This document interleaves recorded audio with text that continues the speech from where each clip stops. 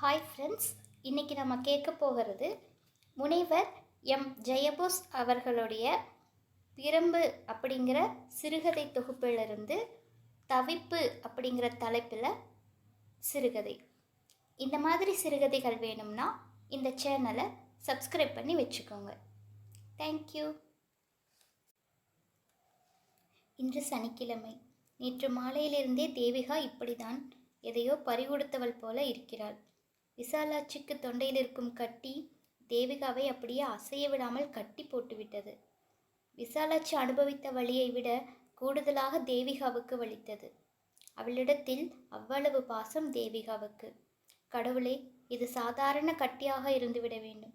ஒருவேளை கேன்சராக இருந்துவிட்டால், முற்றிவிட்டால் ஒன்றும் செய்ய முடியாது. இப்பொழுதுதான் தோன்றியிருந்தால் முடிந்த வரையிலான முயற்சிகள் செய்து பார்க்கலாம். பெரும் பணம் வைத்திருந்தால் வெளிநாடுகளில் மருத்துவம் பார்க்கலாம். அதையெல்லாம் நினைத்து பார்க்கும் நிலையில் அவள் இருக்கிறாள். இன்னும் சில காலம் படுத்த படுக்கையாக தொண்டையில் குழாய் போட்டு எப்படியானாலும் மரணம் நிச்சயம். அந்த மரணத்தை எப்படி தாங்கிக் கொள்வது? ச்சே, என்ன வாழ்க்கை இது! யார் இந்த விசாலாட்சி? சுரேந்திரன் அம்மா விசாலாட்சி. அவனுக்கு மட்டும் இல்லை, கல்யாண வயதில் இருக்கும் 4 பெண்களின் தாயும் அவள்தான். எப்படியாவது ஒரு ஆண் குழந்தைக்கு தாயாகிவிட வேண்டும் என்கின்ற ஆசையை நிறைவேற்றிட பிறந்தவன்தான் சுரேந்திரன். கடைக்குட்டி. பள்ளி படிப்பே இப்பொழுதுதான் முடியப் போகிறது. அவன் முதலிலேயே பிறந்து தொலைத்திருந்தால் இந்த 4ம் ஜனிக்காமல் போயிருக்கும். நல்லவேளை, அப்படி எதுவும் நடக்கவில்லை. அவனது அப்பா ஒரு விபத்தில் பலியாகி ஆண்டுகள் பல ஆகிவிட்டன. அதுவரை ஏதும் அறியாதவளாகவே விசாலாட்சி இருந்தாள். அதற்கு பிறகுதான் அவள் விஸ்வரூபம் எடுத்தாள். அந்த வகையில் விசாலாட்சியிடம் தேவிகாவுக்கு இன்னும் அதிகம் ஈடுபாடு உண்டாயிற்று. அப்படிப்பட்ட விசாலாட்சிக்கு தொண்டையில் கட்டி என்று அறிந்த உடனேயே அவளுக்கு கண்களில் நீர் முட்டி கொண்டு வந்தது. எதையுமே செய்வதற்கு தோணவில்லை தேவிகாவுக்கு. எப்பொழுதும் விசாலாட்சியை சுற்றியே வட்டமடித்தது எண்ணம். அவளையே அறியாமல் கண்ணீர் விட்டதால் வீங்கி இருந்தது கன்னம். அந்த நேரத்தில்தான் அவளுக்கு டாக்டரின் நினைவு வந்தது. சிலர் வாயில் நுழையாத நோயின் பெயரை சொல்லி பயமூட்டி பிறகு குணப்படுத்தி பெயர் வாங்கி கொண்டு போய்விடுவார்கள். நமது டாக்டர் இப்படிப்பட்ட ரகத்தை சேர்ந்தவராக இருந்துவிட்டால் அதிர்ஷ்டம். ஆனால் அவர் பயோப்சி டெஸ்ட்டுக்கல்லவா அனுப்பி வைத்திருக்கிறார். முடிவு எப்படி வரும் யாருக்கு தெரியும்? வரும் வரை காத்திருக்க வேண்டியதுதான். இந்த காத்திருப்பு மிகவும் கொடுமையானது, கொடூரமானது. கேன்சர் என்று நிச்சயமாகிவிட்டால் அந்த பிள்ளைகளை யார் பார்த்து கொள்வார்கள்? அதுகளுக்கு கல்யாணம் வைத்து சீர் செய்து குழந்தை குட்டிகளெல்லாம் பராமரித்து கொள்வதற்கு யார் முன் வருவார்கள்? சுரேந்திரனின் தந்தையுடன் பிறந்தவர்கள் 3 பேர் இருக்கிறார்கள். அவர்களுக்கும் குடும்பங்கள் இருக்கின்றன. ஆனால் இவர்களைப் போல இல்லை. ஓரளவு வசதியாக இருக்கிறார்கள். அவர்களிடம் இருந்து எதற்கு? விசாலாட்சியிடம் இல்லையே. அதிலும் அந்த குடும்பங்களில் உள்ள ஆண்கள் வெறும் பிள்ளை பூச்சிகள். சொல்லு வைத்ததைப் போல சாப்பிடுவதற்கு தவிர வேறு எதற்கும் அவர்கள் வாயை திறப்பது கிடையாது. அந்த பெண்கள் எல்லாம் எங்கிருந்து தான் புறப்பட்டு வந்தார்களோ? சமயங்களில் இவர்களெல்லாம் கூட பெண்கள்தானா என்கின்ற ஐயம் பலருக்கும் பிறக்கக்கூடும். அவர்களுடைய அழிச்சாட்டியம் அப்படி. அப்படிப்பட்டவர்கள் விசாலாட்சியை ஒரு பேச்சுக்கு கூட விசாரிக்க மாட்டார்கள்.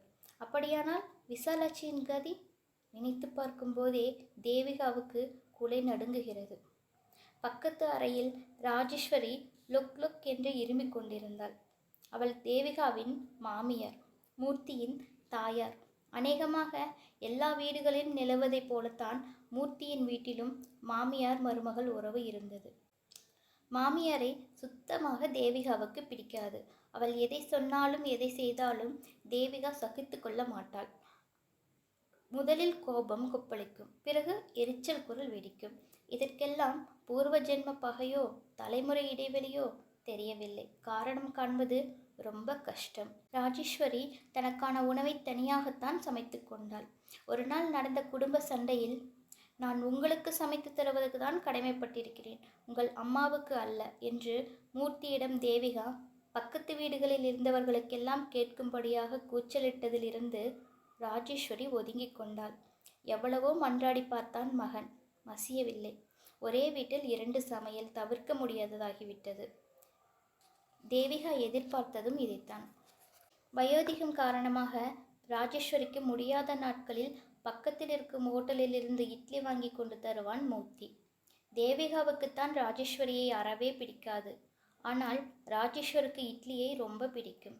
முடிந்தால் 3 வேளை மட்டுமல்ல, 8 வேளையோ 10 வேளையோ கூட சாப்பிடுவாள். ஆனால் ஒரு நேரத்திற்கு ஒரு இட்லியை நசுக்கி நசுக்கி மீண்டும் மாவாக்கி சாப்பிட்டாலே அபூர்வம். அப்படியானதொரு பூஞ்சட்டை போன்ற சின்ன உடல் ராஜேஸ்வரிக்கு. நடந்து வந்தால் யாரோ வருவது போல இருக்காது, ஒரு எலும்புக்கூடு நகர்வது போலத்தான் இருக்கும். மூர்த்தியின் குழந்தைகள் லட்சம் கொடுத்து கேஜி வகுப்புகளில் பயின்ற நாட்களில் ஸ்கெலிட்டின் வருகிறது, ஸ்கெலிட்டன் வருகிறது என்று அஞ்சுவது போல பேசி நடித்து காட்டுவார்கள். இந்த காலத்து குழந்தைகளுக்கு இந்த கலைகளையெல்லாம் யாரும் கற்றுக் கொடுக்க வேண்டியதில்லையே. அந்த குழந்தைகள் சற்றே வளர்ந்த பிறகு எலும்பு பாட்டி என்று ராஜேஸ்வரிக்கு நாமகரணம் சூட்டினார்கள். அதையெல்லாம் கேட்டு ராஜேஸ்வரி உள்ளுக்குள் மகிழ்ந்துதான் இருந்தாள். ஆனால் ஒரு ஜடமாக கருதி அது இது என்று தேவிகா பேசுவதை கேட்டு குழந்தைகளும் அதே போல அடிக்கடி குறிப்பிடுவதைத்தான் அவளால் ஏற்க முடியவில்லை. அந்த தேவிகாவை பொறுத்தவரை ராஜேஸ்வரி என்கின்ற மாமியார் அவசியமில்லாத ஒரு பொருள், வீட்டுக்கு சுமையாக இருக்கும் பாரம். இவள் காட்டுக்கு செல்லும் நாளை எதிர்பார்த்து அவள் அவளோடு காத்து கொண்டிருக்கிறாள். அந்த பிடிக்காத மாமியார் லொக் லொக் என்று இருமிக் கொண்டிருந்தால் தேவிகாவுக்கு எப்படி பிடிக்கும்? அதுவும் விசாலாட்சி உயிருக்கு போராடி கொண்டிருக்கும் இந்த நேரத்தில். அவளுக்காக எத்தனையோ நாட்கள் தேவிகா கண்ணீர் வடித்த கதையெல்லாம் ராஜேஸ்வரிக்கு தெரியுமா? விசாலாட்சியின் நினைவு வந்து தேவிகாவை மீண்டும் தாக்கியது. சமையல் செய்யும் போதும் குழந்தைகளை பேணும் போதும் இதயத்தின் மையத்தில் விசாலாட்சியின் அவல நிலை ஆக்கிரமித்து தீராத வலியை கொடுத்து கொண்டிருந்தது. இன்றைக்கு சாயங்காலம் மூர்த்தி அலுவலகத்திலிருந்து வரும்போது இவள் உத்தரத்தில் சுழன்று கொண்டிருந்த விசிறியை வெறித்து பார்த்து கொண்டிருந்தாள். அவன் தனது அறைக்கு சென்று உடைமாற்றி கை கால் முகம் கழுவி காஃபி கலந்து அருந்தி கொண்டிருந்த போதுதான், எப்போது வந்தீர்கள் என்று கேட்டாள். இப்பொழுதுதான் என்றான் அவனது சோகத்தை பொருட்படுத்தாமல். ஒரு வழியாக சனிக்கிழமை கடந்து விட்டது. ஞாயிறு நடந்து வந்தது. காலையில் விழித்தவுடன் முதல் வேலையாக அவள் செய்த காரியம் ஒன்று உண்டு. கோயம்புத்தூரில் இருக்கும் அக்காவுக்கு ஃபோன் செய்து விசாலாட்சியை விசாரித்தாள் என்பதே அது. அது மட்டுமல்ல, பாண்டிச்சேரியில் இருந்த தோழியிடமும் தனது சோகத்தை பகிர்ந்து கொண்டாள். இந்த நோயிலிருந்து விசாலாட்சி தப்பிவிடுவாளா? ஒருவேளை இறந்துவிட்டால் அந்த பிள்ளைகளை யார் காப்பாற்றுவார்கள்? அந்த கட்டி மிகவும் சாதாரணமன்றாக இருந்துவிடாதா என்பதைத்தான் அவளது பிரதான விசாரிப்புகளாக இருந்தன.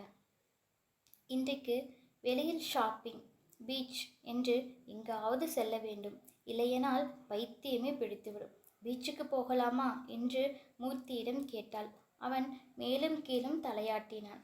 அப்படிதான் தலையாட்டுவதற்கு சில காலமாக அவன் பழகி இருந்தான்.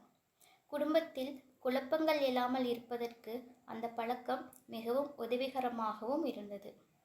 கடலை பார்த்து கொண்டு சில ஜோடிகள் கடலை போட்டு கொண்டிருந்தன. கடற்கரைக்கு வந்தால் ஏதாவது சாப்பிட வேண்டும் என்கிறது சட்டம். இவளும் தன் பங்கிற்கு கடலை பார்த்து கடலை சாப்பிட்டு கொண்டிருந்தாள். குழந்தைகள் ஐஸ்கிரீம், குர்குரே, பெப்சி என்று கண்டதையெல்லாம் உள்ளே தள்ளி உடலை கெடுத்து கொண்டிருந்தன. அதற்கு பிறகு சிறுவர் பூங்காவிற்குள் புகுந்து விட்டனர். பசியெடுக்க வேண்டும் என்று விரும்பினார்களோ என்னவோ, கடல் மணலில் வீடு கட்டி நண்டுகளையும் வண்டுகளையும் கொண்டு வந்து கொட்டினர். இருட்டுவதற்கு தொடங்கியது. வீட்டிற்கு செல்ல வேண்டும் என்று தோன்றிய உடனேயே விசாலாட்சியின் நினைவு வந்து உள்ளத்தை புரட்டுவதற்கு தொடங்கியது. ஆனாலும் சென்றுதானே ஆக வேண்டும். போனவுடன் தூங்கிவிட வேண்டும். விடிந்தால் பள்ளிக்கு செல்லும் குழந்தைகளுக்கும் அலுவலகம் செல்லும் மூர்த்திக்கும் ஆவண செய்து முடிக்கும் பொழுது எப்படியும் மணி 10 ஆகிவிடும்.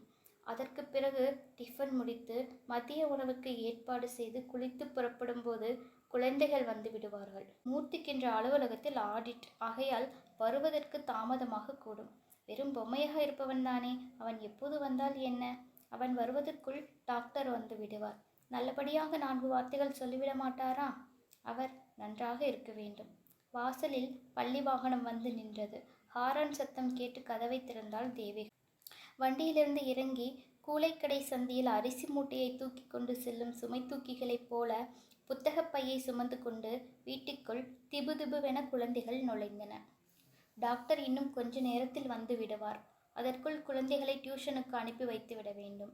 பல பேர் கூட்டமாக சேர்ந்து மூக்கைச் சிந்தி வைத்தது போலிருந்த பீட்சாவை தின்று, சீசன் இல்லையானாலும் ஆண்டு முழுவதும் கிடைக்கும் புட்டியில் அடைத்து வைத்திருந்த மாம்பழ கசாயத்தை குடித்துவிட்டு 4 வீடுகளுக்கு அடுத்ததாக நடக்கும் டியூஷனுக்கு குழந்தைகள் பறந்தன. மணி 7 ஆகி விட்டது. ஆமாம், அவள் எதிர்பார்த்திருந்த நேரம் வந்து விட்டது. இப்பொழுது டாக்டர் வந்து விடுவார். விசாலாட்சி எப்படி இருக்கிறாளோ? ஐயோ கடவுளே! தேவிகாவுக்கு நெஞ்சம் திக் திக் என்று அடித்து கொண்டது. சுவிட்சை போட்டாள். 49 இன்ச் டிவி அவ்வளவு துல்லியமாக இருந்தது. இதோ விசாலம் நெடுந்தொடர். வெற்றிகரமான 688வது நாள். படுக்கையில் இருமிக் கொண்டிருந்த விசாலாட்சியை நெருங்கினார் டாக்டர். சோஃபாவின் விளிம்பில் அமர்ந்து கொண்டு கண்ணிமைக்காமல் பார்க்க தொடங்கினாள் தேவிகா.